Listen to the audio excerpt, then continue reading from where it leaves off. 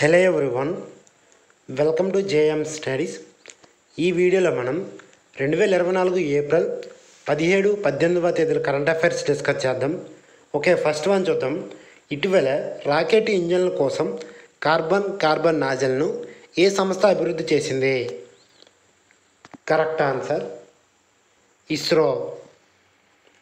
Vikram Sarabhai space centre అభివృద్ధి చేసిన తేలికపాటి కార్బన్ నాజిల్ను ఆవిష్కరించి రాకెట్ ఇంజిన్ టెక్నాలజీలో గణనీయమైన పురోగతిని ఇస్రో ప్రకటించింది.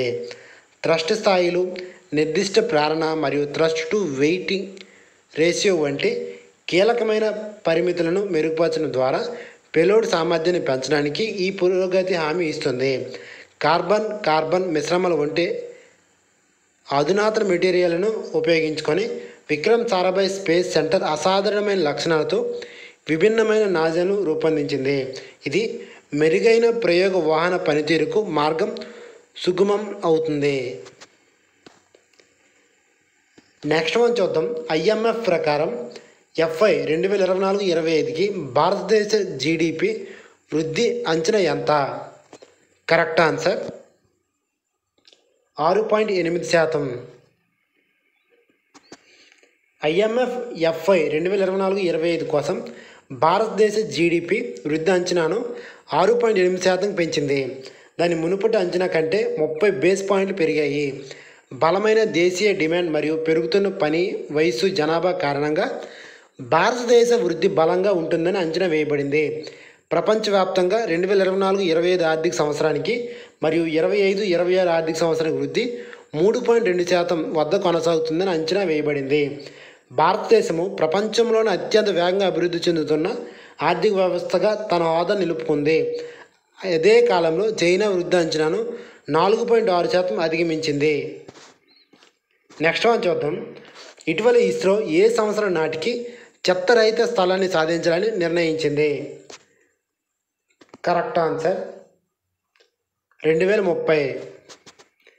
ఇస్రో చైర్మన్ ఎం స్వామినాథన్ 42వ IADC వార్షిక సమావేశంలో 2030 నాటికి శిథిలాలు లేని స్థలం కోసం భారతదేశం యొక్క ఆశయాన్ని ప్రకటించారు. భవిష్యత్తు అంతరిక్ష ప్రయత్నాల కోసం ఇస్రో యొక్క స్పష్టమైన వ్యూహాన్ని మరియు స్థిరమైన అంతరిక్ష అన్వేషణకు దాని నిబద్ధతను ఆయన నొక్కి చెప్పారు. అంతరిక్ష శాఖ కార్యదర్శి స్వామినాథన్ కూడా అంతరిక్ష సుస్థిరం కోసం చెత్తరహిత మిషన్ ప్రాముఖ్యతను హైలైట్ చేశారు. ఈ చొరవ పరిశుభ్రమైన అంతరిక్ష వాతావరణం సాధించడానికి చర్చలు మరియు చర్యలను ప్రారంభించడం లక్ష్యంగా పెట్టుకుంది. నెక్స్ట్ వన్ చూద్దాం. ఇటీవలే వార్తల్లో కనిపించిన గయా BH3 అంటే ఏమిటి? కరెక్ట్ ఆన్సర్ మాసివ్ స్టెల్లార్ల బ్లాక్ హోల్. ఖగోళ శాస్త్రవేత్తలు జియా BH3ని గుర్తించారు. ఇది పాలపంతులో అత్యంత భారీ నక్షత్ర కాలరంధ్రము. గియా మిషన్ నుండి డేటా ద్వారా కనుగొనబడింది. ఇది దాని సహచర నక్షత్రం యొక్క అసాధారణమైన చలనను కలిగిస్తుంది. భూ ఆధారిత అబ్జర్వేటరీలచే ధృవీకరించబడినది. ఇది ఆక్విలాలో 1926 కాంతి సంవత్సరాల దూరంలో ఉన్న మన సూర్యుని కంటే 33 రెట్లు ఎక్కువ ద్రవ్యరాశిని కలిగి ఉంది. సమీపంలోని మరో కాలద్రాంధ్రము అయిన గియా BH1 దాదాపు 10 సౌర ద్రవ్యరాశిని కలిగి ఉంది. ధనస్సు ఏ స్టార్ గెలాక్సీ యొక్క అత్యంత భారీ కాలరంధ్రంగా మిగిలిపోయింది. నెక్స్ట్ వన్ చూద్దాం. ఇటీవలే DRDO emerging technologies and challenges for exoskeleton పై మొదటి అంతర్జాతీయ వర్క్షాప్ను ఎక్కడ నిర్వహించింది? Correct answer Bengaluru. DRDO నిర్వహించిన emerging technologies challenges for exoskeleton అనే అంశంపై అంతర్జాతీయ వర్క్షాప్ను బెంగళూరు నిర్వహించింది.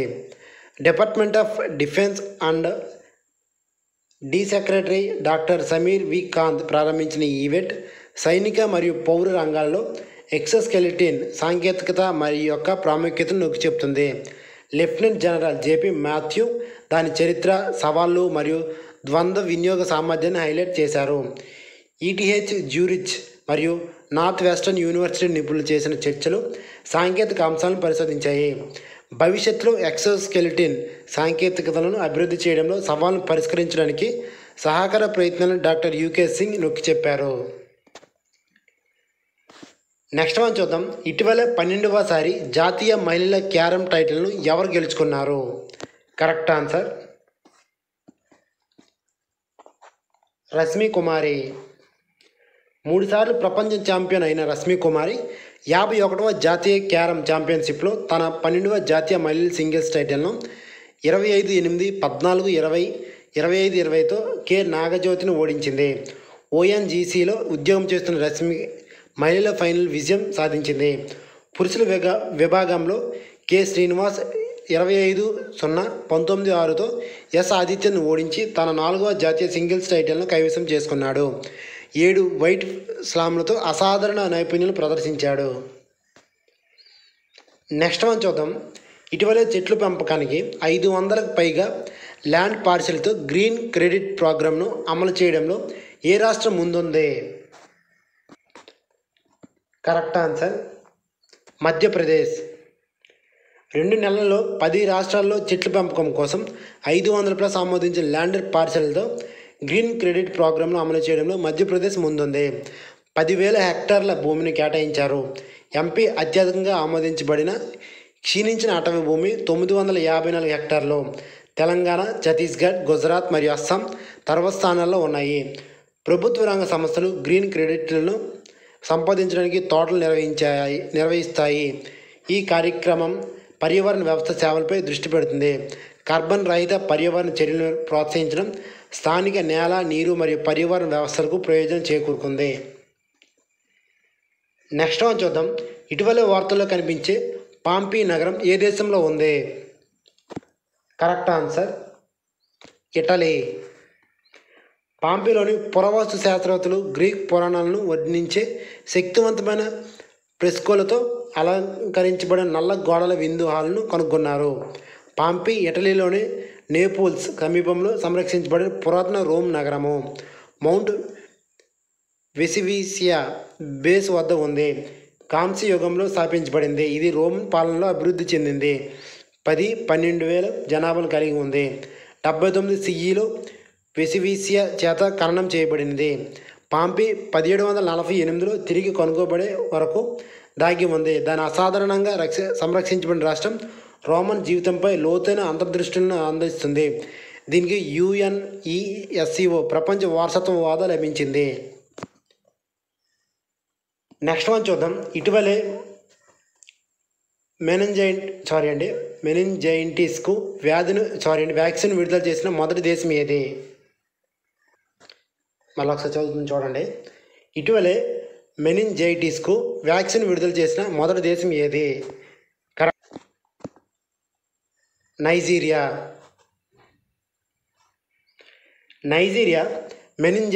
మెనింజైటిస్కు వ్యతిరేకంగా ప్రపంచ పోరాటానికి నాయకత్వం వహిస్తుంది.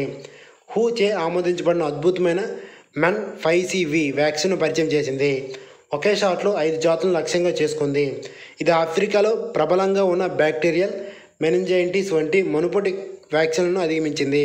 ఇది తీవ్రమైన ఆరోగ్య ప్రమాదాలను కలిగిస్తుంది. నైజీరియాతో సహా ఆఫ్రికా యొక్క మెనింజైటిస్ బెల్ట్ పెరుగుతున్న కేసులను ఎదుర్కొంటుంది. హూ గత సంవత్సరం నివేదించిన 50% పెరుగుదలతో నైజీరియా యొక్క మార్గదర్శక చర్య ప్రపంచవ్యాప్తంగా విస్తృత సేకరణకు ఒక ఉదాహరణగా నిలిచింది. ఇది ప్రజా ఆరోగ్యంలో గణనీయమైన పురోగతిని సూచిస్తుంది. నెక్స్ట్ వన్ చూద్దాం. ఇటీవల ఏ భారతీయ స్టేడియం కొత్త హైబ్రిడ్ పిచ్తో BCCI గుర్తింపు పొందిన మొదటి వేదికగా మారింది? Correct answer Himachal Pradesh association stadium. Himachal Pradesh నెదర్లాండ్కు చెందిన సిస్ గ్రేస్ చేత సంచలనాత్మక హైబ్రిడ్ పిచ్తో BCCI గుర్తింపు పొందిన మొదటి వేదికగా అవతరించింది. ఈ ఆవిష్కరణ T20 మరియు 50 ఓవర్ మ్యాచ్ల కోసం ICC ఆమోదించబడిన 50% పాలిమర్ ఫైబర్తో సహజమైన మట్టి గడను మిళితం చేస్తుంది. పిచ్ స్థితిస్థాపకత, మన్నిక మరియు స్థిరమైన బౌన్స్ను వాగ్దానం చేస్తుంది. నిర్వహణ భారాన్ని తగ్గిస్తుంది. లార్డ్స్ మరియు ది ఓవల్ వంటి దిగ్గజ ఇంగ్లీష్ మైదానాల్లో విజయవంతమైన ఇన్స్టాలేషన్ను అనుసరించి ధర్మశాలలో పనిచేసే యూనివర్సల్ మిషన్ అహ్మదాబాద్ మరియు ముంబైలో ఈ సాంకేతికను పునరావృతం చేస్తుంది. ఈ వీడియో కానీ మీకు నచ్చినట్లయితే దయచేసి అందరూ కూడా లైక్ చేసుకోండి. అలాగే ఇంకెవరైనా సబ్స్క్రైబ్ చేయకపోతే అందరూ కూడా సబ్స్క్రైబ్ చేయండి. Thank you.